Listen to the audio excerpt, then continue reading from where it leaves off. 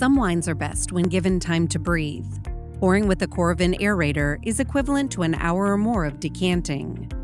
Follow these steps to pour wine using the Coravin Aerator. Push the aerator securely onto the Coravin spout. Before each use, press the trigger quickly to clear the Coravin wine preservation system, align the smart clamps over the neck of the bottle, and push down firmly in one fluid motion. Tip the bottle so the aerator is over the glass. To ensure best performance, press the trigger longer than usual. When you are done pouring, pull the system straight up and off the bottle in one fluid motion. Pull the aerator off the spout when finished. Always rinse and dry your aerator before storing after every use.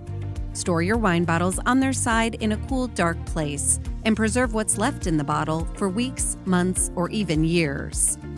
For more information, visit coravin.com/aerator.